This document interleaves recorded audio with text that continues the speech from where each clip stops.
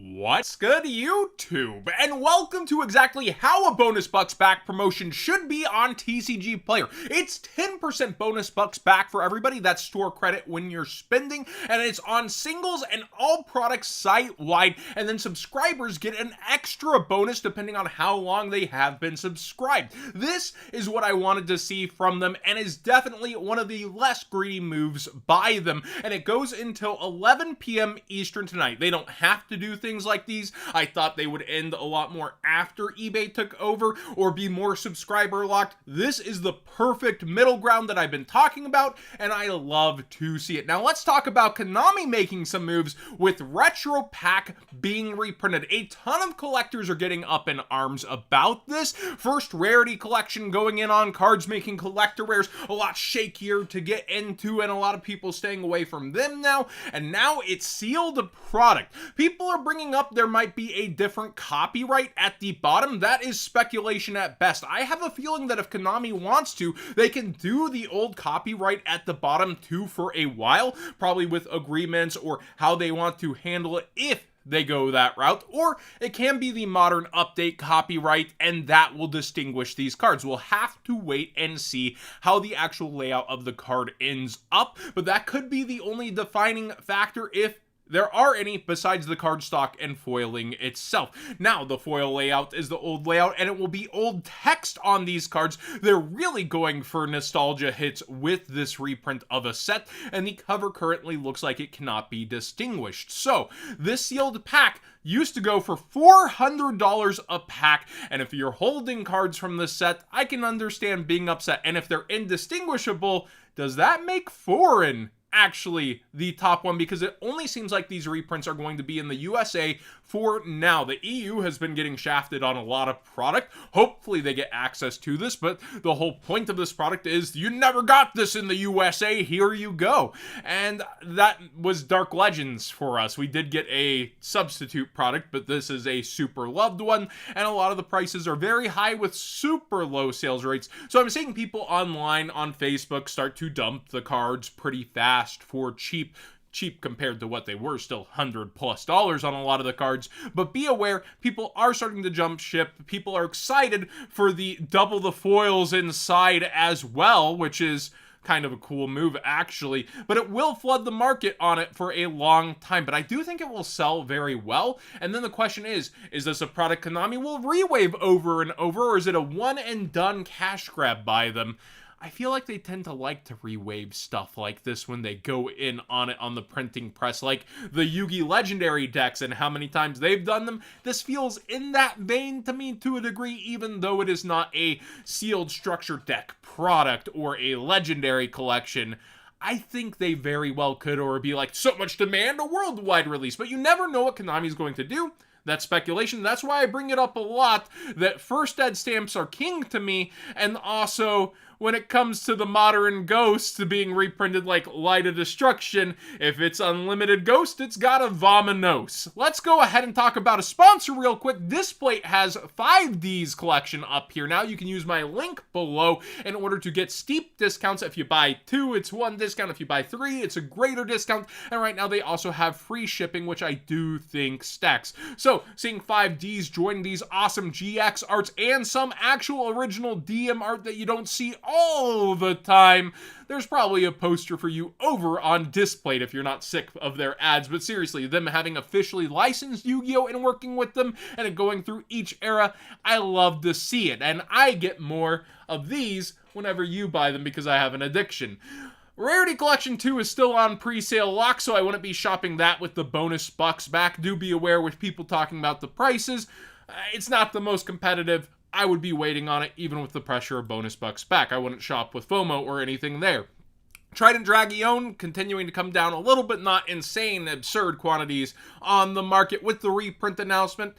people still gotta play the WCQ. In fact, it's a pretty poorly timed place reprint, if we're honest. When it comes to Legacy of Destruction, we have some shift arounds. Lightsworn Dragonling is bumping up in price. I think some people waited for today with that, and it is starting to push towards Nightmare Throne's price that it's been sitting at for a while, but Nightmare Apprentice atop the true throne of the set in first place right now. Diablo is still up a little bit after its buyout. Shining Sarcophagus is going up, and I know my Discord actually reacted to Jesse Cotton doing a video. Him and Pack have a lot of pull in the market whenever it even comes to casual decks and how to play them, and Shining Sarcophagus has been doing nothing but pushing up. I did call the Ragnarika cards creeping up, and they have been, and the other Yugi stuff, a lot more collectible than I think people gave initial credit for.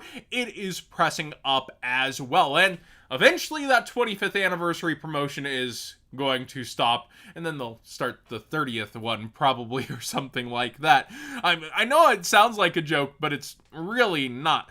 Then in the other parts of the set, I was just looking around. Lightsworn Dragonling is still a pretty nice ultra rare as well, and Shining Sarcophagus has continued to creep up in price over time. I feel like versus Gandora, it was the more obvious week 1 buyout, but instead Gandora led the charge. 7th Ascension is pretty interesting. It's getting bought out for the shark goodness. It specifically works with rank up magic spells. Then you also have Abyss Shark going up steep in price. This is Duelist Pack locked as an ultra rare, which is not a really great pull rate, and people don't really want to go back and open up legendary duelist duels from the deep. They tried to sell this with Forbidden Droplet originally as the star reprint, and then they reprinted that eventually into the ground. So it's not great EV to open. This is around $12 right now, and if you are thinking about playing the deck, I might get some of the shark cards sooner than later, because I don't know that there would be reprints specifically from a duels pack aligned with the cards that are coming in a timely fashion. Fish Sonar also is back up in price towards its top prices, $11, $12. I think its low was around like $6 or something like that at one point, yeah. So it's been climbing back up pretty consistently. Armored Xyz is interesting. I don't really recall getting this card, if I'm honest. And when I first read the buyout, I thought it would be for the XYZ cards, mayhaps because it equips monsters, but it is more so for the shark stuff too. It reads, target one face-up monster you control and one Xyz monster in your graveyard. Equip that monster from your graveyard to that monster on the field as an equip spell with these effects. Change the equipped monster's attack to this card's attack. So the monster it's equipped to becomes the Xyz's attack. The equipped monster gains the card's attribute. At the end of damage step, if the equipped monster attacked, you can send this card to the graveyard. That attacking monster can make a second attack in a row. I think it is pretty darn good overall when you read it in basic Yu-Gi-Oh terms, although you're putting all these resources into battle phase. Hey, Tenpai kind of does that, but it is interesting. You have an easy access version that's still really cheap, so don't run out. And again, collector rares being investable. Geesh, I tried to spit that one out fast. But seriously, they're not as much, but this is still the highest rarity of the card, and people are pushing this towards the 20s, and they did buy up even through 18. I just don't really love modern collector rares in terms of going in on a trend, and nobody's bought above the 20 point yet. I'd be going for the low rarity. 101 Honor Arc, speaking of max rarity, you might fight to say the ultimate rare is truly max. Plenty of quality control issues with this. Has been steadily up too. While we were rooting around in legendary duels from the deep, I noticed, hey, you're back up a little bit. And not too shabby. So just be aware this ghost rare has been rising in price if you were waiting to get it for your number collection. It could only go up from here, but I prefer to get these in person to look for those quality control checks versus TCGplayer near mint from the sellers. Metaltronus is up in price. I hadn't really given this card too much a look, but it is very good.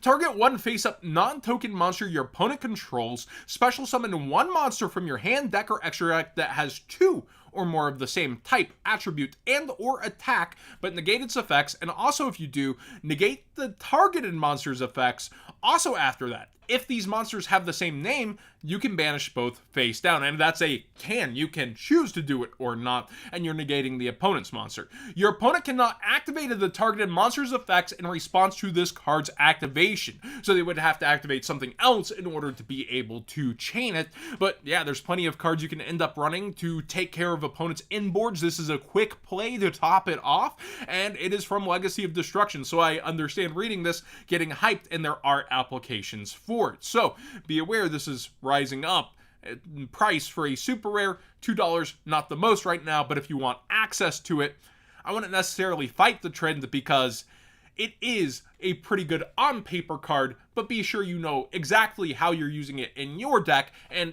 what against other decks before buying in. Nightmare Magician Quarter Century Secret Rare is going up very steadily. This is the new Dark Magician, as a lot of people were labeling it without an anime, but it does have those stats, 2500, 2000.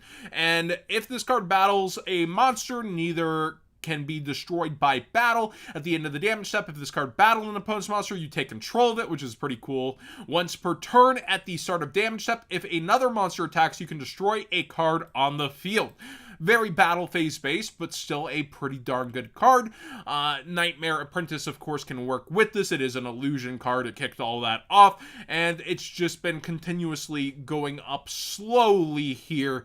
And it's not like it's its max price ever, but people are buying back into this one, so be aware of that. Thanks for watching today's Market Watch. Now, since I got to the cards, John, I just want to wrap some things up and come back to what I talked about before. Gave X-Men 97 a chance, despite my fears on the animation choppiness. It was a banger. I would definitely be watching that. I really enjoyed going through. You don't necessarily have to watch all the old series to go through. I watched the cartoons sporadically as a kid, and then also I watched Twisted Metal, and reviews were like, oh, poop humor. There was like no poop humor almost. It was like maybe some lowbrow because the main character is put as undereducated because he grew up with a car for a best friend, but like that is the humor, and it was very funny, very good. Samoa Joe did a great job, and I just think it was awesome, and I hope it actually gets renewed, but with modern streaming, who knows. Anyways,